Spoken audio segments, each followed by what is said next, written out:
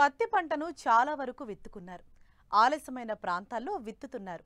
విత్తిన ప్రాంతాల్లో పత్తి 20 నుండి 45 రోజుల దశలో ఉంది.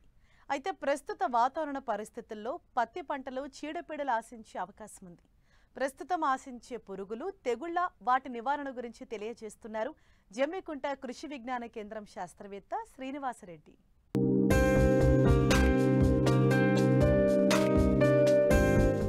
తెలుగు రాష్ట్రాల్లో వర్షాధారంగా పండే ప్రధాన పంటల్లో పత్తిదే సింహభాగం.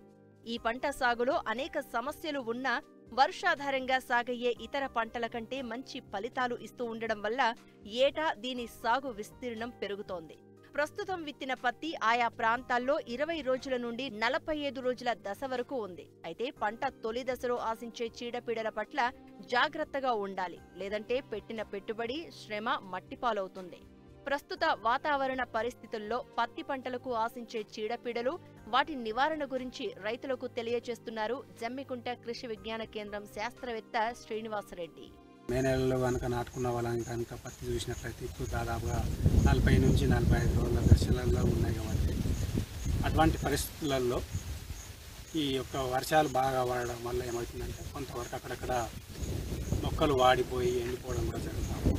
దాన్ని మనము ఫిజేరియం ఎండు తెగులు కానీ, వర్టిసిలియం ఎండు తెగులు కానీ మనకు వర్షాలు పడే టైంలో ఒక వారం రోజులు కనుక చూసినట్లయితే మొక్కలు మొత్తం కూడా వాడిపోవడం జరుగుతుంది. దానికి రైతు సోదరులందరూ కూడా ఇమ్మీడియట్గా మనకు మార్కెట్లో ఈ యొక్క కాపర్ ఆక్సీ క్లోరైడ్ బ్లైటాక్స్ అనే మందు లభ్యమవుతుంది. దాన్ని కనుక 3 గ్రాములు 1 లీటర్ నీటికి కనుక కలిపి ప్రతి మొక్కల వేర్లలో కనుక వేర్లు తడిసే విధంగా కనుక నాజిల్ తీసి కనుక పోసుకున్నట్లయితే దాదాపుగా ఆ యొక్క ఎండు తెగులు బారి నుంచి పంటను రక్షించుకోవచ్చు.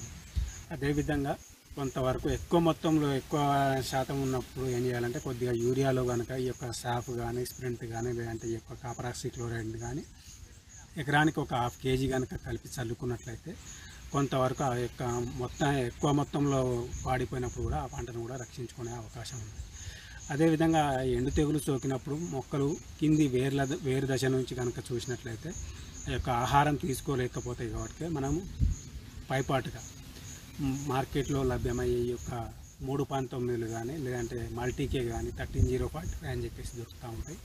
వాటిని కనుక 10 గ్రాములు లీటర్ నీటికి కనుక కలిపి పిచికారీ చేసుకున్నట్లయితే ఆకుల ద్వారా తీసుకొని కొంతవరకు ఈ యొక్క పత్తి పంటను కాపాడుకునే అవకాశం ఉంది.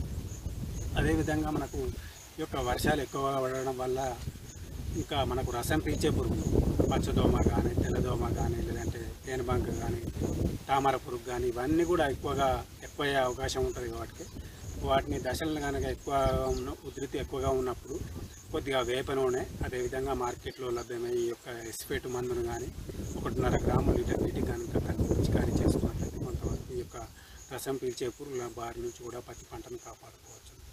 అదేవిధంగా ఎస్ఫేట్ కానీ, ఇంకొకటి ఫిప్రోనిల్ కానీ, రీజెంట్ అని చెప్పేసి కూడా దొరుకుతుంది. అదైతే మనకు 2 ml లీటర్ నీటికి కనుక కలిపి పిచికారీ చేసుకున్నట్లయితే ఈ యొక్క ఇంకొకటి ఉలాల కూడా మనకు మార్కెట్లో లభ్యమవుతుంది. కాబట్టి దాన్ని కూడా మనం 80 గ్రాములు ఎకరానికి కనుక కలిపి పిచికారీ చేసుకున్నట్లయితే ఈ రసం పీల్చే పురుగుల బారి నుంచి పత్తి పంటను కాపాడుకోవచ్చు.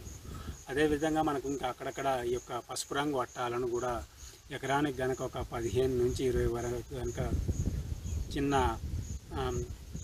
కట్టె కనుక కట్టి మనకు పత్తి పంటకు ఒక 3 హైట్లో కనుక ఉండేటట్లుగా కనుక కట్టుకున్నట్లయితే ఈ యొక్క పసుపు రంగుకు ఈ యొక్క పచ్చదోమ కానీ, తెల్లదోమ కానీ ఆకర్షితమై దానికి అతుక్కొని చనిపోతాయి. కాబట్టి ఇట్లాంటి పరిస్థితులలో కూడా మనకు మందులు పిచికారీ చేయకుండా కూడా ఈ యొక్క పత్తి పంటను కాపాడుకోవచ్చు. కాబట్టి ఈ యొక్క పసుపు రంగు అట్టాలను కూడా, జిగురు అట్టాలను కానీ, లేదంటే నీలం రంగు జిగురు అట్టాలను కానీ కనుక ఎకరానికి 15 నుంచి 20 వరకు కనుక పెట్టుకున్నట్లయితే ఈ యొక్క రసం పీల్చే పురుగుల బారి నుంచి కూడా పత్తి పంటను కాపాడుకోవచ్చు. అదేవిధంగా తామర పురుగులను కానీ మనకు ఈ యొక్క వాటి బారి నుంచి కూడా పంటను కాపాడుకోవడానికి అక్కడక్కడ ఈ యొక్క సోలార్ లైట్ ట్రాప్స్ కూడా కనుక పెట్టుకున్నట్లయితే దాంట్లో కొద్దిగా సబ్బు నీళ్ళు కనుక పోసి పెట్టినట్లయితే దాంట్లో పడి చనిపోయే అవకాశం ఉన్నది. కాబట్టి ఇలాంటి పచ్చదోమను కానీ, తెల్లదోమను కానీ, లేదంటే పురుగుల బారి నుంచి కానీ, తెగుళ్ళ బారి నుంచి కానీ పత్తి పంటను కాపాడుకోవచ్చు. అదేవిధంగా మనకు తెగుళ్ళు రాకుండా ఇంకొకటి ముందు జాగ్రత్త చర్య కూడా ఏం చేయొచ్చు అంటే ఈ యొక్క ట్రైకోడర్మా విరిడి 2 kgలను కనుక తీసుకొని ఒక 100 కిలోల మాగిన పశువుల పేడలో కనుక కలిపి మనకు ముందు జాగ్రత్త చర్యగా పత్తి మీద పడ్డాగానే ఏం కాదు కాబట్టి ముందు జాగ్రత్త చర్య కనుక నేలలో పదను ఉన్నప్పుడు తేమ ఉన్నప్పుడు కనుక చల్లుకున్నట్లయితే ఈ యొక్క శిలీంధ్రం తెగుళ్ళు రాకుండా కూడా పంటను కాపాడుకోవచ్చు.